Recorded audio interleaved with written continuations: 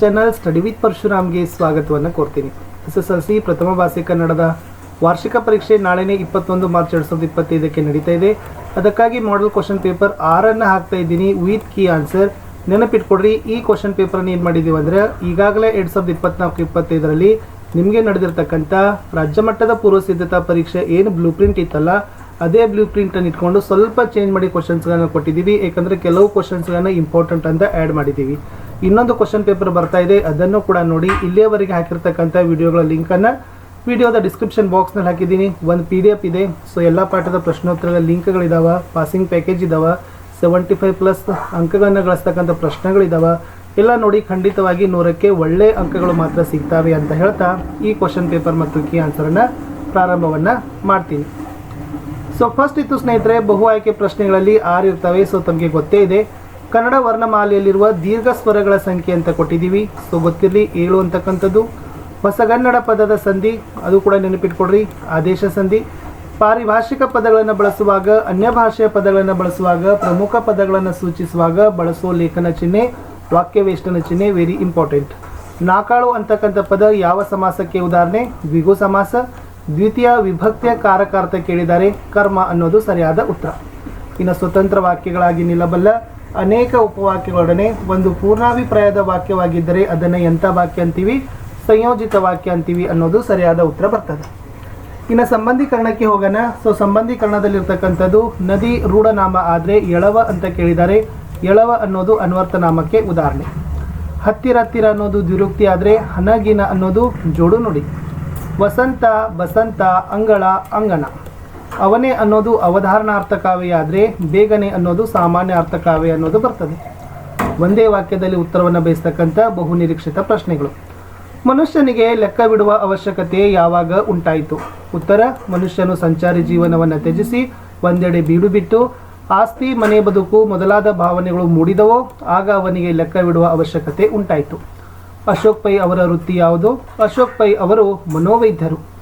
ಯುದ್ಧದ ಬಗ್ಗೆ ಮುದುಕಿಯು ಏನೆಂದು ಗೊನಗಿಕೊಂಡು ಬಾಗಿಲು ತೆಗೆದಳು? ಎಲ್ಲರಿಗೂ ದೇಹಕ್ಕೂ ಮನಸ್ಸಿಗೂ ಗಾಯ ಮಾಡುವುದೇ ಯುದ್ಧದ ಪರಿ ಎಂದು ಗೊನಗಿಕೊಂಡು ಬಾಗಿಲು ತೆಗೆದಳು. ಕೌಸಂಬಿಯ ಅರಸ ಯಾರು? ಕೌಸಂಬಿಯ ಅರಸ ಅತಿಬಳ.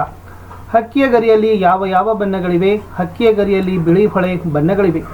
ದ್ರೋಣ ಯಾರೊಡನೆ ಪರಶುರಾಮನ ಬಳಿಗೆ ಬಂದ? ದ್ರೋಣನು ಅಶ್ವತ್ಥಾಮನೊಡನೆ ಪರಶುರಾಮನ ಬಳಿಗೆ ಬಂದ. ರಾಜಕೀಯ ಸ್ವಾತಂತ್ರ್ಯದ ಮಹತ್ವವೇನು? ರಾಜಕೀಯ ಸ್ವಾತಂತ್ರ್ಯದ ಮಹತ್ವವೆಂದರೆ ಆಯ್ಕೆಯಾದ ವ್ಯಕ್ತಿಗೆ ಶಾಸನಗಳನ್ನು ರಚಿಸುವುದರಲ್ಲಿ, ಸರ್ಕಾರಗಳ ಸ್ಥಾಪನೆ, ವಿಸರ್ಜನೆಗಳಲ್ಲಿ ಪಾಲು ಇರುವ ಹಕ್ಕಿನಲ್ಲಿ ಎಂದು ಹೇಳಬಹುದು. 2 ಮಾರ್ಕ್ಸ್ ಕ್ವಶನ್. ಲಿಪಿಯ ಮೂಲಕ ಜ್ಞಾನ ಭಂಡಾರ ಯಾವ ರೀತಿ ಭದ್ರವಾಯಿತು? ಮಾನವನಿಗೆ ಬಿಡುವು ಹೆಚ್ಚಿದಂತೆ ಜೀವನದ ಸೌಕರ್ಯಗಳನ್ನು ವಿಶಿಷ್ಟ ಮೇಧಾಶಕ್ತಿಯಿಂದ ಅಭಿವೃದ್ಧಿಗೊಳಿಸುತ್ತಾ ಹೋದಂತೆ ತನ್ನ ಆಗು ಹೋಗುಗಳನ್ನು, ಸುಖ ದುಃಖಗಳನ್ನು ಕಾವ್ಯ ರೂಪಕ್ಕೆ ಇಳಿಸುವ ಮಾರ್ಗವನ್ನು ಕಂಡುಕೊಂಡ. ಸಾಹಿತ್ಯ ವಿವಿಧ ರೂಪದಲ್ಲಿ ಬೆಳೆಯಿತು. ಲೆಕ್ಕಪತ್ರಗಳನ್ನಿಡಲು ಉಪಯುಕ್ತವಾದ ಮೂಲ ಲಿಪಿಯನ್ನು ಮತ್ತಷ್ಟು ಪರಿಷ್ಕರಿಸುತ್ತಾ ಸುಂದರವಾದ ಸಾಹಿತ್ಯ ಕೃತಿಗಳನ್ನು ಬರೆದಿರುವುದನ್ನು ಮಾನವ ಕಲಿತುಕೊಂಡ. ಈ ಲಿಪಿ ಮೂಲಕ ಪರಂಪರೆಯಿಂದ ಬಂದ ಎಷ್ಟೋ ವಿಷಯಗಳನ್ನು ಬರೆದಿರಲು ಸಾಧ್ಯವಾಯಿತು. ಜ್ಞಾನ ಭಂಡಾರ ಭದ್ರವಾಯಿತು. ಸಂಸ್ಕೃತಿಯ ಇತಿಹಾಸ ಉಳಿಯಿತು. ಪ್ರಗತಿಪಥ ಸುಗಮವಾಯಿತು. ಪ್ರಶ್ನೆ 19. ಅಶೋಕ್ ಪೈ ಅವರ ಸಂಶೋಧನಾ ಸತ್ಯದ ತಿರುಳೇನು? ಅಶೋಕ್ ಪೈರವರ ಸಂಶೋಧನಾ ಸತ್ಯದ ತಿರುಳೆಂದರೆ ಯಾವ ಜೀವಿಯೂ ತನ್ನಷ್ಟಕ್ಕೆ ತಾನಿಲ್ಲ. ಒಂದು ಜೀವಿಗೆ ಆಗುವ ದುಃಖ ದುಮ್ಮಾನ ಪರಿಸರದಲ್ಲಿ ಉಸಿರಾಡುತ್ತಾ ಇರುವ ಎಲ್ಲ ಜೀವಿಗಳಲ್ಲೂ ಕಂಪನವನ್ನುಂಟು ಮಾಡುತ್ತದೆ. ಈ ಅನುಕಂಪನ ಇಡೀ ಜೀವ ಸಂಕುಲನವೆಲ್ಲ ಒಂದೇ ಎಂದು ಹೇಳುತ್ತದೆ. ಮುಂದಿನ ಪ್ರಶ್ನೆ. ಮಹಿಳೆಯ ಅರ್ಥನಾದ ಕೇಳಿ ರಾಹೀಲನ ಮನದಲ್ಲಿ ಮೂಡಿದ ಪ್ರಶ್ನೆಗಳಾವುವು? ಉತ್ತರ, ಮಹಿಳೆಯ ಅರ್ಥನಾದ ಕೇಳಿ ರಾಹೀಲನ ಮನದಲ್ಲಿ ಅಯ್ಯೋ, ಆ ಮಹಿಳೆ ಯಾವ ರೀತಿ ಅಪಾಯದಲ್ಲಿ ಸಿಲುಕಿದ್ದಾಳೆ? ಆ ಮನೆಯೊಳಗೆ ಏನು ಸಂಭವಿಸುತ್ತಿದೆ? ನಾನು ಈಗ ಆ ಮನೆಯ ಕದವನ್ನು ತಟ್ಟಿದರೆ ಪರಿಣಾಮ ಏನಾಗಬಹುದು? ವಿಮಾನ ದಾಳಿಯಿಂದ ತಪ್ಪಿಸಿಕೊಳ್ಳಲು ಬ್ಲಾಕ್ಔಟ್ ನಿಯಮ ಪಾಲಿಸಲಾಗುತ್ತಿದೆ. ಇಂಥ ಈ ಸಮಯದಲ್ಲಿ ಆ ಮನೆಯೊಳಗೆ ಯಾವ ರೀತಿಯ ಕ್ರೌರ್ಯ ನಡೆಯುತ್ತದೆ ಎಂಬ ಪ್ರಶ್ನೆಗಳು ಮೂಡಿಬಂದವು. ಮುಂದಿನ ಪ್ರಶ್ನೆ. ಆತಿಥ್ಯ ಸ್ವೀಕರಿಸಿದ ರಾಮಲಕ್ಷ್ಮಣರು ಶಬರಿಗೆ ಏನು ಹೇಳಿದರು? ಉತ್ತರ, ಆತಿಥ್ಯ ಸ್ವೀಕರಿಸಿದ ರಾಮಲಕ್ಷ್ಮಣರು, ತಾಯಿ, ನಿನ್ನ ಪ್ರೀತಿಯಲ್ಲಿ ನಿನ್ನ ಸುಖದಲ್ಲಿ ನಾವು ಸುಖಿಗಳಾಗಿದ್ದೇವೆ. ಕಾಡಿನಲ್ಲಿ ಈ ಆನಂದ ಕಾಣುವ ಪುಣ್ಯಕ್ಕೆ ಎಂದೆಂದಿಗೂ ನಿನಗೆ ನಾವು ಚಿರಋಣಿಗಳಾಗಿದ್ದೇವೆ. ನಿಮ್ಮ ಆತಿಥ್ಯದಲ್ಲಿ ಸ್ವಲ್ಪವೂ ಕೊರತೆ ಕಾಣಲಿಲ್ಲ. ನಮ್ಮ ಅಯೋಧ್ಯೆಯ ಅರಮನೆಯಲ್ಲೂ ಕೂಡ ಇದಕ್ಕಿಂತ ಹಿತವಾದದ್ದು ಇಲ್ಲ ಎಂದು ನಾವು ಕೂಡ ಎಂಬುದನ್ನು ಮರೆತು ಮನೆಯಿಂದ ತಿಳಿದೆವು. ಇಷ್ಟೊಂದು ಪ್ರೀತಿ ತೋರುವ ನಿನ್ನನ್ನು ತಾಯಿ ಎಂದೇ ತಿಳಿದೆವು ಎಂದು ಶಬರಿಗೆ ಹೇಳಿದರು. ಮುಂದಿನ ಪ್ರಶ್ನೆ. ಹಕ್ಕಿಯ ಹಾರಾಟವನ್ನು ಆಕಾಶಕ್ಕೆ ಹೇಗೆ ಹೋಲಿಸಿದ್ದಾರೆ? ಉತ್ತರ, ಕಾಲವೆಂಬ ಹಕ್ಕಿಯು ಆಕಾಶ, ಮೋಡ, ಭೂಮಂಡಲಗಳ ಎಲ್ಲ ಬಣ್ಣಗಳನ್ನು ಸಮನಾಗಿ ಆವರಿಸಿಕೊಂಡಿದೆ. ಆಕಾಶದಲ್ಲಿರುವ ಮುಗಿಲಿಗೆ ರೆಕ್ಕೆಗಳೆಳೆದವೋ ಎಂಬಂತೆ ಆಕಾಶದಲ್ಲಿ ಮಿನುಗುತ್ತಿರುವ ಚಿಕ್ಕೆಗಳ ಮಾಲೆಯನ್ನು ಕೊರಳಿಗೆ ಸಿಕ್ಕಿಸಿಕೊಂಡು ಆಕಾಶದಲ್ಲಿ ಬೆಳಗುತ್ತಿರುವ ಸೂರ್ಯಚಂದ್ರನನ್ನ ಕಣ್ಣುಗಳನ್ನಾಗಿ ಮಾಡಿಕೊಂಡು ಅನಂತದೆಡೆಗೆ ಹಾರಿ ಹೋಗುತ್ತಿದೆ ಎಂದು ಹಕ್ಕಿಯ ಹಾರಾಟವನ್ನು ಆಕಾಶಕ್ಕೆ ಹೋಲಿಸಿದ್ದಾರೆ. 23. ತಾನು ಹೋರಾಡುತ್ತಿರೋದು ನೆಲಕ್ಕೆಲ್ಲ ಛಲಕ್ಕೆ ಎಂಬುದನ್ನು ದುರ್ಯೋಧನ ಹೇಗೆ ವಿವರಿಸುತ್ತಾನೆ? ಉತ್ತರ: ದುರ್ಯೋಧನನು ಅಜ್ಜ ಭೀಷ್ಮರಿಗೆ, ಅಜ್ಜ, ಈ ನೆಲಕ್ಕಾಗಿ ಹೋರಾಡುವೆನೆಂದು ಭಾವಿಸಿದರ? ಇಲ್ಲ, ಛಲಕ್ಕಾಗಿಯೇ ಪಾಂಡುವಿನ ಮಕ್ಕಳಲ್ಲಿ ಹೋರಾಡುತ್ತೇನೆ. ಪ್ರೀತಿಯ ಗೆಳೆಯ ಕರ್ಣ, ಪ್ರೀತಿಯ ತಮ್ಮ ದುಶ್ಯಾಸನ, ಎನ್ನ 100 ಮಕ್ಕಳನ್ನು ಕೊಲ್ಲಿಸಿದ ಈ ನೆಲ ನನಗೆ ಹಾಳು ಬಿದ್ದಿರುವ ನೆಲ. ಸತ್ತವರು ಮತ್ತೆ ಹುಟ್ಟಿ ಬರೋದಿಲ್ಲ. ಆದ್ದರಿಂದ ನಾನು ಛಲಕ್ಕಾಗಿ ಹೋರಾಡುತ್ತಿರುವುದು ಎಂದು ವಿವರಿಸುತ್ತಾನೆ.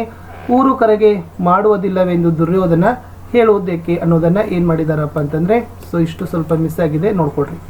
ಪುಟ್ಟಪೋರಿ ಏಕೆ ಮೂಕ ವಿಸ್ಮಿತಳಾಗಿದ್ದಾಳೆ?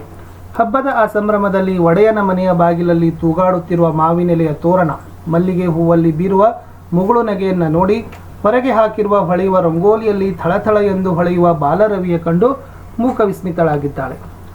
ಭಗತ್ ಸಿಂಗ್ ಹುತಾತ್ಮರಿಗೆ ಗೌರವ ಸಲ್ಲಿಸಿದ್ದು ಹೇಗೆ? ಭಗತ್ ಸಿಂಗ್ ಜಲಿಯನ್ ವಾಲಾಬಾಗ್ ಘಟನೆ ಬಗ್ಗೆ ಕೇಳಿ ದಿಗ್ಭ್ರಾಂತನಾದ. ಪೊಲೀಸರ ಕಣ್ಣು ತಪ್ಪಿಸಿ ಜಲಿಯನ್ ವಾಲಾಬಾಗ್ ತಲುಪಿದ್ದ. ಭಕ್ತಿಯಿಂದ ತಲೆಬಾಗಿ ರಕ್ತದಿಂದ ತೊಯ್ದು ಒಂದು ಚಿಟಿಕೆ ಮಣ್ಣನ್ನು ತೆಗೆದು ತನ್ನ ಹಣೆಯ ಮೇಲೆ ತಿಲಕವನ್ನಿಟ್ಟುಕೊಂಡು ಕಣ್ಮುಚ್ಚಿ ಭಕ್ತಿಯಿಂದ ಕೈಮುಗಿದು ಹುತಾತ್ಮರಿಗೆ ಗೌರವ ಸಲ್ಲಿಸಿದ. ಪೂಜ್ಯನೀಯ ಆ ಮಣ್ಣನ್ನು ತನ್ನ ಊಟದ ಡಬ್ಬದಲ್ಲಿ ಮನೆಗೆ ತಂದ. ಮುಂದಿನ ಪ್ರಶ್ನೆ: ಭಗವಂತನಲ್ಲಿ ಶರಣಾಗುವ ಭಾವ ಅಕ್ಕ ಮಹಾದೇವಿಯ ವಚನದಲ್ಲಿ ಹೇಗೆ ವ್ಯಕ್ತಗೊಂಡಿದೆ? ಚಂದನವನ್ನ ಕಡಿದು ತೊರೆದಂತೆ ತೇದರೂ ಅದು ಸುವಾಸನೆಯನ್ನು ನೀಡದೆ ಇರಲಾರದು. ಚಿನ್ನವನ್ನ ಕಡಿದು ತಿಕ್ಕಿದರೂ ಬೆಂಕಿಯಲ್ಲಿ ಹಾಕಿ ಕಾಯಿಸಿ ಬಡಿದರೂ ಅದು ತನ್ನ ಹೊಳಪನ್ನು ಕಳೆದುಕೊಳ್ಳುವುದಿಲ್ಲ. ಕಬ್ಬನ್ನ ಗಿನ್ನು ಗಿನ್ನಿಗೂ ತುಂಡರಿಸಿದರೂ ಗಾನದಲ್ಲಿ ಹಾಕಿ ಅರೆದರೂ ಬೆಂದು ಪಾನಕವಾಗಿ ಸಕ್ಕರೆಯಾದರೂ ಅದು ತನ್ನ ಸಿಹಿಯನ್ನು ಎಂದಿಗೂ ಕಳೆದುಕೊಳ್ಳೋದಿಲ್ಲ. ಹಿಂದೆ ಮಾಡಿದ ಪಾಪಕಾರ್ಯಗಳನ್ನು ಭಗವಂತನ ಮುಂದೆ ಇಡದೆ ಕೊಂದರೂ ನಿನಗೆ ಶರಣು ಎನ್ನುವುದನ್ನು ಬಿಡೋದಿಲ್ಲ ಎಂದು ಭಗವಂತನಲ್ಲಿ ಶರಣಾಗುವ ಭಾವ ಅಕ್ಕ ಮಹಾದೇವಿಯ ವಚನದಲ್ಲಿ ಅಭಿವ್ಯಕ್ತಗೊಂಡಿದೆ. ಮುಂದಿನ ಪ್ರಶ್ನೆ: ಬಾಸೆಲ್ ಮಿಷನ್ ಅವರು ಪ್ರಕಟಿಸಿದ್ದ ಯಾವ ಕೃತಿಗಳನ್ನು ಲೇಖಕರು ಓದಿಕೊಂಡರು? ಉತ್ತರ: ಬಾಸೆಲ್ ಮಿಷನ್ ಅವರು ಪ್ರಕಟಿಸಿದ್ದ ಶಬ್ದಮಣಿ ದರ್ಪಣ ಮತ್ತು ಛಂದೋಂಬುದಿಯಿಂದ ಸಂಗ್ರಹಿಸಿ ಪ್ರಕಟಿಸಿದ್ದ ಹಳಗನ್ನಡ ವ್ಯಾಕರಣ ಸೂತ್ರಗಳು ಪುಸ್ತಕ, ಕನ್ನಡ ಜೈಮಿನಿ ಭಾರತ, ಗದುಗಿನ ಭಾರತ, ಶಬರಶಂಕರ ವಿಲಾಸ ಕೃತಿಗಳನ್ನು ಲೇಖಕರು ಓದಿಕೊಂಡರು. ಕವಿ ಸಾಹಿತ್ಯಗಳ ಪರಿಚಯ 28ನೇ ಪ್ರಶ್ನೆ AN ಮೂರ್ತಿರಾವ್. ನೋಡ್ಕೊಂಡೋಗಿ, ಇಂಪಾರ್ಟೆಂಟ್ ಅದ. ಕಾಲ 1900. ಪೂರ್ಣ ಹೆಸರು ಅಕ್ಕಿಹೆಬ್ಬಾಳು ನರಸಿಂಹ ಮೂರ್ತಿರಾವ. ಸ್ಥಳ ಮಂಡ್ಯ ಜಿಲ್ಲೆಯ ಅಕ್ಕಿಹೆಬ್ಬಾಳು. ಕೃತಿಗಳು: ಅಪರ ವಯಸ್ಕರನ ಅಮೆರಿಕ ಯಾತ್ರೆ, ಮಿನುಗು ಮಿಂಚು, ಪೂರ್ವ ಸೂರಿಗಳೊಡನೆ, ಚಂಡಮಾರುತ. ಪ್ರಶಸ್ತಿಗಳಲ್ಲಿ ಕೇಂದ್ರ ಸಾಹಿತ್ಯ ಅಕಾಡೆಮಿ ಪ್ರಶಸ್ತಿ, ಪಂಪ ಪ್ರಶಸ್ತಿಗಳು ಸಿಕ್ಕಿತು. ಕುವೆಂಪು. ಪೂರ್ಣ ಹೆಸರು ಕುಪ್ಪಳ್ಳಿ ವೆಂಕಟಪ್ಪ ಪುಟ್ಟಪ್ಪ. ಕಾಲ 1902. ಸ್ಥಳ ಶಿವಮೊಗ್ಗ ಜಿಲ್ಲೆಯ ತೀರ್ಥಹಳ್ಳಿ. ಕೃತಿಗಳು: ಪಾಂಚಜನ್ಯ, ಕೊರಳು, ಪ್ರೇಮ ಕಾಶ್ಮೀರ, ಪಕ್ಷಿಕಾಶಿ, ಶ್ರೀರಾಮಾಯಣ ದರ್ಶನಂ. ಪ್ರಶಸ್ತಿಗಳು: ಜ್ಞಾನಪೀಠ ಪ್ರಶಸ್ತಿ, ಕೇಂದ್ರ ಸಾಹಿತ್ಯ ಅಕಾಡೆಮಿ ಪ್ರಶಸ್ತಿ, ಪಂಪ ಪ್ರಶಸ್ತಿ ಲಭಿಸಿದೆ. 30ನೇ ಪ್ರಶ್ನೆ ಕೊಟ್ಟಿದ್ರು. ಪದ್ಯ ಭಾಗವನ್ನು ಕೊಟ್ಟು ಅದಕ್ಕೆ ಪ್ರಸ್ತಾರ ಹಾಕಿ ಛಂದಸ್ಸಿನ ಹೆಸರನ್ನು ನೀವು ಹೇಳಬೇಕಾಗಿತ್ತು. ಅದರಲ್ಲಿ ಮೇನ್ ಆಗಿರ್ತಕ್ಕಂಥ ಆನ್ಸರ್ ಏನಿಪ್ಪ ಅಂತಂದ್ರೆ ಎಸ್ ನೋಡ್ರಿ, ಜಲನಿಧಿ ಜಲಮಂ ಜಲಭ್ಯ ತುಲಕ್ಕೆ ನಲಿದಿತ್ತು ದತ್ತ ಮಿತ್ತ ನದಿನಿ ಅಂತ ಇದೆ. ಓಕೆನಾ? ಇದು 2 ಸಾಲಿರೋದ್ರಿಂದ ಇದನ್ನು ಏನು ಬರೀಬೇಕು? ಫಸ್ಟ್ ಲಘುಗುರು ಹಾಕ್ರಿ, ಆಮೇಲೆ ಮಾತ್ರಾಗನ ಆಧಾರಿತ ಕಂದ ಪದ್ಯವಾಗಿದೆ ಅಂತ ಬರೀರಿ. ಫಸ್ಟ್ ಸಾಲಿನಲ್ಲಿ 12 ಮಾತ್ರೆಗಳು ಬರಬೇಕು. ಗಣ ಹೇಗಿರಬೇಕು? 4 ಇರಬೇಕು. ಓಕೆನಾ? ಇಲ್ಲಿ ಬಂತು. ಆಮೇಲೆ 2ನೇದ್ರಲ್ಲಿ ಏನು ಬರಬೇಕು? 4 ಮಾತ್ರೆ 5 ಗಣಗಳನ್ನು ಕೊಡಬೇಕು. ಓಕೆನಾ? ಅವಾಗ ಎಷ್ಟು ಬರಬೇಕು? ಇಲ್ಲಿ 20 ಅಂತಕ್ಕಂಥದ್ದು ಬರಬೇಕು. 4 5 20. ಇಷ್ಟು ಬರೆದ್ರೆ ನಿಮಗೆ 3 ಮಾರ್ಕ್ಸ್ ಕೊಡ್ತಾರೆ. ಮುಂದೆ ಅಲಂಕಾರ ಇದೆ. ಸಜ್ಜನರಿಗೆ ಗುರುವಚನ ಎನ್ನುವುದು ಕಿವಿಗೆ ಒಂದು ಆಭರಣ. ವೆರಿ ಮೋಸ್ಟ್ ಇಂಪಾರ್ಟೆಂಟ್ ಆಗಿರ್ತಕ್ಕಂಥ ವಾಕ್ಯ ಇತ್ತು. ಇಲ್ಲಿ ಏನಿದೆ ನೋಡಿ, ಫಸ್ಟ್ ಬರ್ದಿರ್ತಕ್ಕಂಥದ್ರಲ್ಲಿ ನಾವೇನು ಕೊಟ್ಟಿದ್ದಾರೆ ಅಂತಂದರೆ ಇದು ರೂಪಕಾಲಂಕಾರ. ಲಕ್ಷಣ: ಉಪಮೇಯ ಮತ್ತು ಉಪಮಾನಗಳಿಗೆ ಅಭೇದತೆಯನ್ನು ಹೇಳುವುದೇ ರೂಪಕಾಲಂಕಾರ. ಉಪಮೇಯ ಗುರುವಚನ, ಉಪಮಾನ ಆಭರಣ. ಸಮನ್ವಯ: ಇಲ್ಲಿ ಉಪಮೇಯವಾದ ಗುರುವಚನಕ್ಕೂ ಉಪಮಾನವಾದ ಆಭರಣಕ್ಕೂ ಅಭೇದವಾಗಿ ರೂಪಿಸಿ ವರ್ಣಿಸಲಾಗಿದೆ. ಗಾದೆ ಮಾತುಗಳಲ್ಲಿ ಮಿಂಚಿ ಹೋದ ಕಾಲಕ್ಕೆ ಚಿಂತಿಸಿ ಫಲವಿಲ್ಲ. ಯಾವುದೇ ಗಾದೆ ಮಾತುಗಳನ್ನು ಬರೀಬೇಕಾದ್ರೆ ಈ 3 ಸಾಲುಗಳನ್ನು ಯಥಾವತ್ತಾಗಿ ಬರೀರಿ. ಗಾದೆ ವೇದಗಳಿಗೆ ಸಮಾನ. ಗಾದೆ ಹಿರಿಯರು ಮತ್ತು ಜನಪದರ ಜೀವನದ ಅನುಭವದ ನುಡಿಮುತ್ತುಗಳು. ಗಾದೆಗಳು ಆಕಾರದಲ್ಲಿ ವಾಮನನಾದರೂ ಅರ್ಥದಲ್ಲಿ ತ್ರಿವಿಕ್ರಮನಂತೆ. ಮಿಂಚಿ ಹೋದ ಕಾಲಕ್ಕೆ ಚಿಂತಿಸಿ ಫಲವಿಲ್ಲ ಎಂಬ ಗಾದೆ ಪ್ರಸಿದ್ಧ ಗಾದೆ ಮಾತು ಒಂದಾಗಿದೆ. ಇದು ಕಾಲ ಅಂತಂದರೆ ಸಮಯದ ಬಗ್ಗೆ ಬಂದಂಗೆ. ಸಮಯ ಬಂದಾಗ ನಾವು ಸಾಧಕರಾಗಬೇಕು, ಸಮಯದ ಉಪಯೋಗವನ್ನು ಸಮಯದ ಉಪಯೋಗವನ್ನು ಪಡೆದುಕೊಳ್ಳಬೇಕು. ಒಳ್ಳೆಯ ಸಮಯ ಒಳ್ಳೆಯ ಸಾಧನೆಗೆ ಒಂದು ರಹದಾರಿ ಅಂತಕ್ಕಂಥನ್ನ ಒಂದು ವಿದ್ಯಾರ್ಥಿ ಜೀವನ, ಒಬ್ಬ ಮನುಷ್ಯನ ಜೀವನದಲ್ಲಿ ಅನ್ವಯಿಸಿಕೊಂಡು ನೀವೇನು ಮಾಡ್ರಪ್ಪ ಅಂದರೆ ಅದನ್ನು ಬರೀರಿ. ಓಕೆನಾ. ಇನ್ನು ನೆಕ್ಸ್ಟ್ 2ನೇ ಗಾದೆ ಮಾತನ್ನು ಕೊಟ್ಟಿದ್ದೀವಿ, ತುಂಬಿದ ಕೊಡ ತುಳುಕುವುದಿಲ್ಲ. ಇದೇನು ಹೇಳ್ತದಪ್ಪ ಅಂದ್ರೆ ಜ್ಞಾನಿ ಮತ್ತು ಅರೆಬರೆ ಜ್ಞಾನಿ ಅಂದರೆ ಯಾವತ್ತು ನಮಗೆ ಪರಿಪೂರ್ಣತೆ ಅಂತಕ್ಕಂಥದ್ದು ಇರಬೇಕು. ಯಾವುದೇ ಒಂದು ವಿಷಯ ಸನ್ನಿವೇಶಗಳನ್ನು ನಾವು ಹೇಳುವಾಗ ಸೊ ಎಷ್ಟು ನಾಲೆಜನ್ನು ನಾವು ಕಂಪ್ಲೀಟಾಗಿ ಇಟ್ಕೊಂಡಿರ್ತೀವಲ್ಲ ಅಷ್ಟು ನಾವೇನು ಮಾಡ್ತೀವಪ್ಪ ಅಂದರೆ ಒಳ್ಳೆಯ ಅಂಕಗಳನ್ನು ಒಳ್ಳೆಯ ತೀರ್ಮಾನಕ್ಕೆ ಬರ್ತೀವಿ. ಸುಮ್ಮನೆ ಹಾಫ್ ನಾಲೆಜ್ ಇಸ್ ಡೇಂಜರಸ್ ಅಂದಂಗೆ ಅರ್ಧಮರ್ಧ ಒಂದು ಜ್ಞಾನ ಇತ್ತಂದ್ರೆ ಖಂಡಿತವಾಗಿ ಅದು ಅಪಾಯದ ಸಂಕೇತ ಅನ್ನೋದನ್ನು ಸೊ ತುಂಬಿದ ಕೂಡ ತುಳ್ಕೋದಿಲ್ಲ ಅನ್ನೋ ಗಾದೆ ಮತ್ತು ನಮ್ಗೆ ಏನು ಮಾಡ್ತದೆ ಹೇಳ್ತದೆ. ಇದನ್ನು ಕೂಡ ಸ್ವಲ್ಪ ಪಾಸ್ ಮಾಡಿ ಆದರೂ ನೀವು ನೋಡ್ಕೊಳ್ರಿ. ಇನ್ನು ಮುಂದೆ ಸಂದರ್ಭ ಸಹಿತ ಸ್ವಾರಸ್ಯಕ್ಕೆ ಹೋಗೋಣ. ಸ್ವಧರ್ಮೇ ನಿಧನಂ ಶ್ರೇಯ, ವೆರಿ ಇಂಪಾರ್ಟೆಂಟ್. ವ್ಯಾಘ್ರಗೀತೆ ಪಾಠದ ಒಂದು ವಾಕ್ಯ ಇದೆ. ಸೊ ಬರೆಯುವಾಗ ಆಯ್ಕೆ ಸಂದರ್ಭ ಸ್ವಾರಸ್ಯ 3 ಸ್ಟೆಪ್ಸ್ ಬರಿಬೇಕು. ಇದು AN ಮೂರ್ತಿರಾವ್ ಅವರು ಬರೆದಿರುವ ಸಮಗ್ರ ಲಲಿತ ಪ್ರಬಂಧಗಳು ಸಂಕಲನದಿಂದ ಆಯ್ದ ವ್ಯಾಘ್ರಗೀತೆ ಗದ್ಯಪಾಠದ ವಾಕ್ಯ.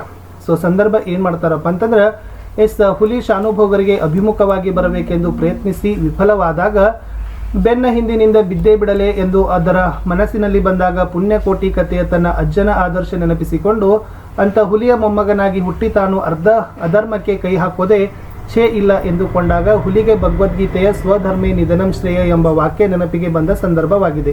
ಸೊ ಸ್ವಾರಸ್ಯನು ಕೂಡ ನೀವು ಏನು ಮಾಡ್ರಪ್ಪ ಅಂದರೆ ನೀಟಾಗಿ ಅದು ಏನು ಹೈಲೈಟ್ ಮಾಡ್ತದೆ ಅನ್ನೋದನ್ನು ಒಳ್ಳೆಯ ಅಂಶಗಳನ್ನು ಸ್ವಾರಸ್ಯದಲ್ಲಿ ಇರಬೇಕು. ಓಕೆ, ಬೋಗಸ್ ಬರ್ಲಿಕ್ಕೆ ಹೋಗ್ಬೇಡ್ರಿ, ಕಸ ಬರಕ್ಕೆ ಹೋಗ್ಬೇಡ್ರಿ. ಮುಂದಿಂದು ಹೊತ್ತೆ ಹಣ ಇದೆ. ಸೊ ಇದು ವಿಕ್ರು ಗೋಕಾಕ್ ಅವರು ಬರೆದಿರುವ ಸಮುದ್ರದ ಆಚೆಯಿಂದ ಪ್ರವಾಸ ಕಥನದಿಂದ ಆಯ್ದ ಲಂಡನ್ ನಗರ ಒಂದು ಗದ್ಯಪಾಠದ ವಾಕ್ಯವಾಗಿದೆ. ಸೊ ಲಂಡನ್ ನಗರದಲ್ಲಿರ್ತಕ್ಕಂಥ ಜನ ಸಮಯಕ್ಕೆ ಎಷ್ಟು ಮಹತ್ವವನ್ನು ಕೊಡ್ತಾರೆ, ಸಮಯದ ಬಗ್ಗೆ ಏನೆಲ್ಲ ಅವರು ತಿಳ್ಕೊಂಡಿದ್ದಾರೆ ಅನ್ನೋದನ್ನು ಸೊ ಅವ್ರು ಏನು ಮಾಡಿದಾರಪ್ಪ ಅಂತಂದರೆ ಹೇಳಿದ್ದಾರೆ. ಇದು ಕೂಡ ಕಲ್ಕೊಳ್ರಿ. ಇನ್ನು ತಾವು ಕಡಿಮೆ ಮಾತನಾಡಿದ್ದೀರಿ, ಹೆಚ್ಚು ಕೆಲಸ ಮಾಡಿದ್ದೀರಿ, ವೆರಿ ಮೋಸ್ಟ್ ಇಂಪಾರ್ಟೆಂಟ್. ಭಾಗ್ಯಶಿಲ್ಪಿಗಳು ಪಾಠದ ಒಂದು ವಾಕ್ಯ ಇತ್ತು. ಸರ್ ಎಂ ವಿಶ್ವೇಶ್ವರಯ್ಯನವ್ರ ಬಗ್ಗೆ ಈ ಜವಾಹರ್ಲಾಲ್ ನೆಹರು ಅವರು ಹೇಳಿರ್ತಕ್ಕಂಥ ಮಾತು ಇದಾಗಿದೆ. ಓಕೆನಾ. ಸೊ ಅದು ಕೂಡ ಸ್ವಲ್ಪ ಸ್ವಾರಸ್ಯ ನೋಡ್ಕೊಳ್ರಿ. ಇನ್ನು ಮೇನಾಯಿತು ಕೌರವಂಗ್ ವನಿತಳಂ ಅಂತ ಇದೆ. ಸೊ ಇದು ಛಲಮನೆ ಮೆರೆಮ್ ಅಂತಕ್ಕಂಥ ಪದ್ಯಪಾಠದ ವಾಕ್ಯ ಇದೆ. ಸೊ ದುರ್ಯೋಧನ ಭೀಷ್ಮರಿಗೆ ಈ ಮಾತನ್ನು ಹೇಳ್ತಾನೆ ಅನ್ನೋದು ಇಂಪಾರ್ಟೆಂಟ್ ಇತ್ತು.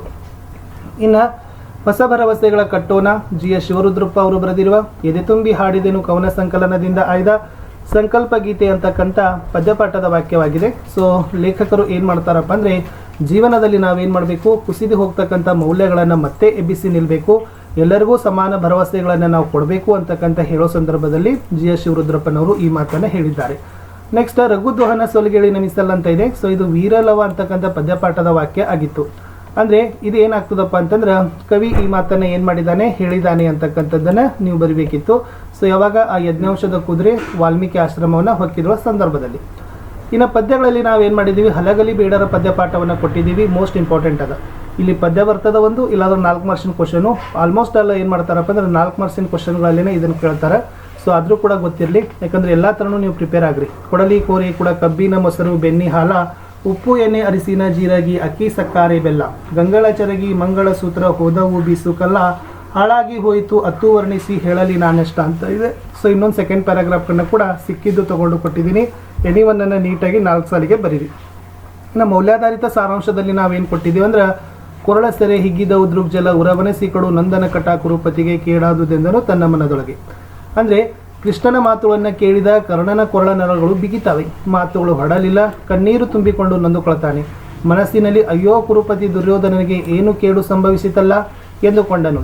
ಕೃಷ್ಣ ತನ್ನ ದ್ವೇಷವನ್ನು ಹೊರಗೆ ತೋರಿಸದೆ ಸೇರು ತೀಡಿಸಿಕೊಳ್ಳುವನಲ್ಲ. ಈ ರೀತಿಯಾಗಿ ಕೌರವನ ವಂಶವನ್ನು ನಾಶ ಮಾಡುತ್ತಿದ್ದನಲ್ಲ, ತನ್ನ ವಂಶವನ್ನು ತಿಳಿಸಿ ನನ್ನನ್ನು ಕೊಂದು ಹಾಕಿದನು, ಮುಂದೇನು ಮಾತನಾಡೋದು ಎಂದು ಚಿಂತಾಕ್ರಾದನು ಅಂತಕ್ಕಂಥ ಬರೀ. ಸೊ ಮೌಲ್ಯ ಕಂಪಲ್ಸರಿ ಬರಿಬೇಕು. ಈ ಪದ್ಯ ಭಾಗದಲ್ಲಿ ಕರ್ಣನ ಒಡೆಯನಾದ ದುರ್ಯೋಧನನಿಗೆ ಮುಂದೆ ಸಂಭವಿಸಬಹುದಾದ ಕೇಡನ್ನು ಮನದಲ್ಲಿ ಯೋಚಿಸಿ ದುಃಖದ ಮನೋಭಾವವನ್ನು ಏನು ಮಾಡ್ತಾನಪ್ಪ ಅಂದ್ರೆ ಹೊಂದಿರೋದನ್ನು ನೋಡ್ಬೋದು. ಇನ್ನು 8 ವಾಕ್ಯಗಳಲ್ಲಿ ನಾವೇನು ಮಾಡಿದ್ದೀವಿ, 2 ಗದ್ಯಪಾಠದ ಪ್ರಶ್ನೆ ಕೊಟ್ಟಿದ್ದೀವಿ. ನಮ್ಮ ಭಾಷೆಯಲ್ಲಿ ಚೆನ್ನಾಗಿ ಇದನ್ನು ಓದ್ಕೊಂಡೋಗಿ ಭಾಷೆ ಸತ್ವಪೂರ್ಣವಾಗಿ ವಿಕಾಸಗೊಳ್ಳೋದು ಯಾವಾಗ? ಯಾಕಂದರೆ ಕ್ವಶನ್ಸ್ ಬರ್ತಕ್ಕಂಥ ಚಾನ್ಸಸ್ ಅದ. ಯಾಕಂದರೆ ಇದು ಹೊಸ ಪಾಠ ಅದ. ಮತ್ತು ಅನಿಸ್ತದೆ 2 ಮತ್ತು ಸಂದರ್ಭಗಳಿಗಿಂತ 4 ಮಾರ್ಕ್ಸಲ್ಲಿ ಹೆಚ್ಚು ವಿಷಯವನ್ನು ಸಂಗ್ರಹ ಮಾಡ್ತಕ್ಕಂಥ ಪ್ರಶ್ನೆ ನಮ್ಮ ಭಾಷೆಯಲ್ಲಿದ್ದಾವೆ.